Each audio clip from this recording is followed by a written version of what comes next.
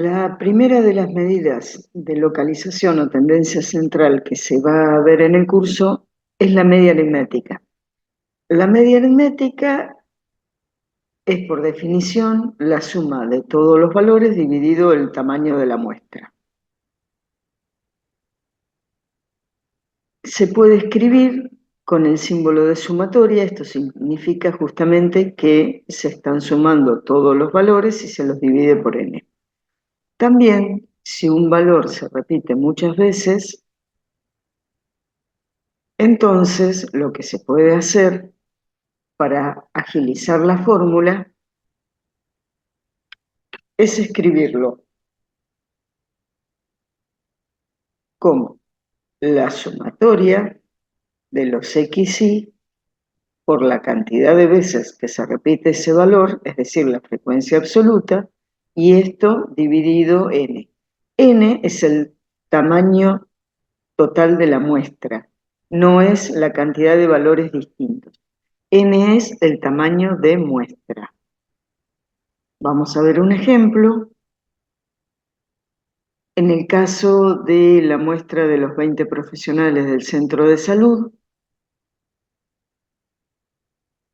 se observaba el número de días que estuvieron ausentes en el último año. Entonces, en este caso, para calcular la cantidad promedio de días que estuvieron ausentes, X barra, porque es la media de una muestra, igual a la sumatoria de cada valor de la muestra por su frecuencia absoluta dividido el tamaño de la muestra. Entonces, el primer valor de la muestra es 1 por su frecuencia absoluta, 2, es decir, un día estuvieron ausentes 2 profesionales de la salud, 3 por su frecuencia absoluta, que es 5, 4 por su frecuencia absoluta, que es 7, 6 por su frecuencia absoluta, que es 3, más 10 por su frecuencia absoluta, que es 2, más 15 por su frecuencia absoluta, que sería 1. Y esto dividido la cantidad total de datos que tiene la muestra, o sea, 20 datos. Si hacemos las cuentas, esto nos va a dar, esto es 2 más 15 más 28 más 18 más 15 dividido 20 da 3,9. Es decir, en promedio, el personal de salud estuvo ausente 3,9 días. 3,9 no es un valor de la variable y además es un valor decimal, no es un valor entero como son los valores de la variable. No importa, porque este 3,9 es un número teórico, es un punto de equilibrio del conjunto de datos. Pensemos en esta situación. Supónganse que nosotros tuviéramos una madera tabulada, acá estaría el 1, acá estaría el valor 3, acá tenemos el valor 4, acá estaría el valor 6, más acá estaría el valor 10, y por último aquí estaría el valor 15. ¿Sí? Esta es una maderita, donde están marcados los valores de la variable. Supóngase ahora que en cada una de esas marcas de los valores de la variable ponemos tantas pesas de 1 kilo como cantidad de datos tienen ese valor. Entonces, con un día de ausentismo hubo dos personas del personal de salud. Con 3 días hubo 5. 3, 4 y 5. Con 4 días hubo 7. 1, 2, 3, 4, 5, 6 y 7. Con 6 días hubo 3, 1, 2 y 3. con 10 días hubo 2 y con un 15 días hubo 1. Bien, la media es el lugar donde tendríamos que poner el soporte para que esta madera quede equilibrada. Es decir, en 3,9 se equilibra este conjunto de datos. Bien, ¿qué pasaría si el último dato en lugar de ser 15 fuera 30? Acá no estaría el último dato.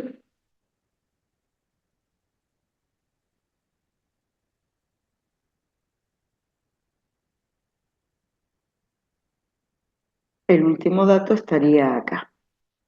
Bueno, evidentemente, para seguir manteniendo el equilibrio de este conjunto de datos, este valor promedio tendría que correrse. Entonces, este es uno de los inconvenientes que tiene la media aritmética, que se ve afectada por la existencia de valores extremos. Es decir, cuando tenemos valores extremos, la media no sería un buen representante del conjunto de datos. ¿Cuándo la media sería un buen representante del conjunto de datos? Cuando el conjunto de datos es más homogéneo, no cuando existen valores extremos. En ese caso en que existieran valores extremos, entonces la media no nos serviría como medida de localización o tendencia central, tendríamos que recurrir a las medias que vamos a ver después, como la mediana o como la moda. Bien, ¿qué pasa si en lugar de tener los datos sin agrupar, es decir, los datos sueltos pero con una frecuencia, los tenemos a los datos por intervalos? ¿Cuál es el inconveniente cuando tenemos los datos tabulados por intervalos de clase? Estos 6 datos sabemos que tienen, digamos, son 6 pacientes que tienen una edad entre 50 y 55 años, pero exactamente no sabemos cuántos años tienen cada uno de ellos.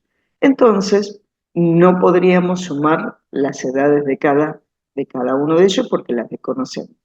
Para eso se utilizan las marcas de clase. Entonces, la media, cuando los datos están divididos por intervalos de clase, la fórmula sería exactamente la misma, la sumatoria de los xy por la fi sobre n, pero ahora nuestros xy son las marcas de clase.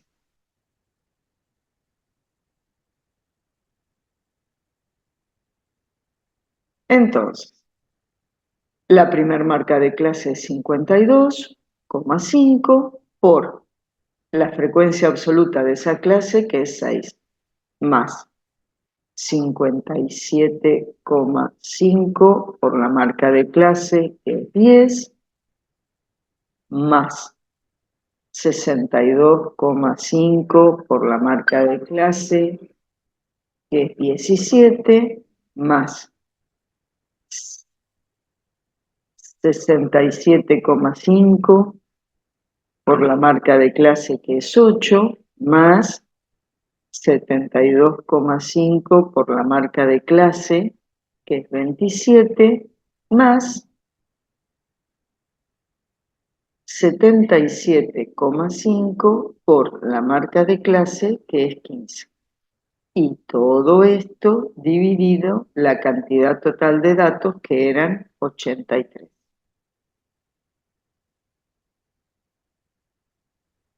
Y nuevamente estaríamos ante la misma situación de el ejemplo anterior, donde no siempre el valor que vamos a conseguir estaría dentro eh, de los valores de la variable. Es decir, ese dato que nosotros vamos a obtener es un punto de equilibrio de ese conjunto de datos. Y en este caso, ese valor es, para hacer la cuenta, ese valor me da 2 por 27 más 77,5 por 15, y esto lo dividimos por los 83 datos que teníamos en la muestra. Este dato me da 61,92 años. Es decir, que en promedio las personas que tienen enfermedades cardíacas en esta muestra es de 61,9 datos.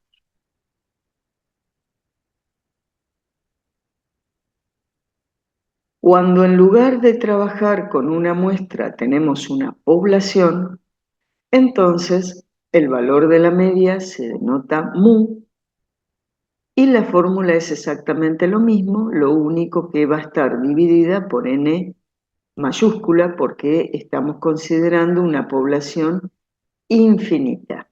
Perdón, una población finita de tamaño n mayúscula. Cuando la población es infinita, no se puede calcular la media de esta manera. Hay otros métodos que se utilizan para calcular la media o valor esperado de una variable infinita. En el caso nuestro, que trabajamos con poblaciones finitas, entonces el cálculo de la media es igual. Entonces, si tengo una muestra,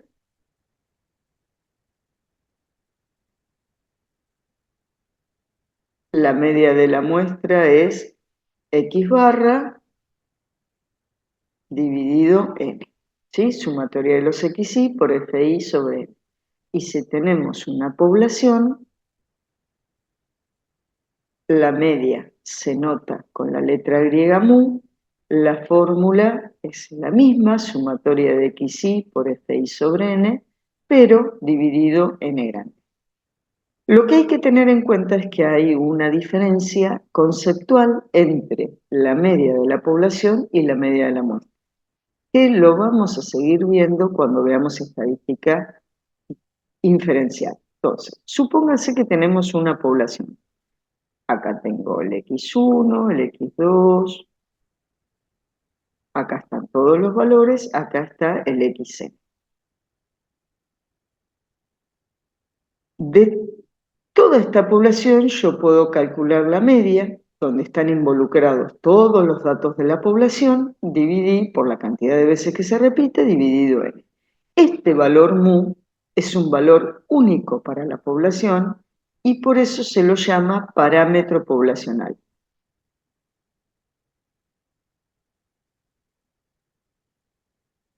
O sea, es un valor único que representa a esa población. Generalmente este valor de mu va a ser desconocido. ¿Por qué? Porque no podemos trabajar con toda la muestra. Es decir, no, si bien es un valor único que representa a la población, este valor no lo vamos a conocer. Lo que podemos hacer es tomar una muestra y de esa muestra vamos a obtener el valor x bar. Este valor x barra tiene la característica que si yo tomo esta muestra, este es el valor de x barra. Pero si yo tomo esta otra muestra, voy a tener otro valor de x barra, y si tomo esta muestra voy a tener otro valor de x barra. Es decir, el valor de x barra no es único, el valor de la x barra depende de la muestra que nosotros estemos tomando. Por eso, este valor de x barra se llama estimador. ¿Por qué es un estimador? Porque si esta muestra que nosotros estamos tomando es una muestra representativa de la población, entre este valor de x barra y el de la media, la diferencia va a ser pequeña, más pequeña que un error, más pequeña que un error fijado por el investigador.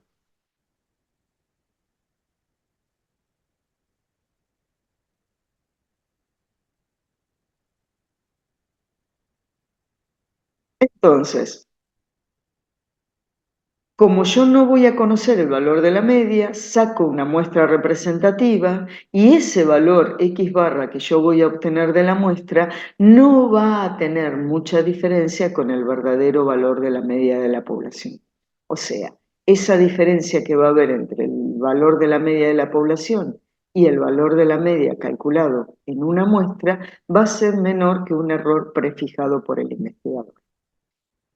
¿Por qué la media es tan buen representante del conjunto de datos? Bueno, la media es un buen representante de un conjunto de datos porque en el cálculo de la media intervienen todos los valores de la muestra. Y además de intervenir todos los valores de la muestra, intervienen con el peso que cada uno de esos datos tiene en la muestra. Es decir, en cada uno de los casos consideramos cuántas veces está apareciendo ese valor de la variable.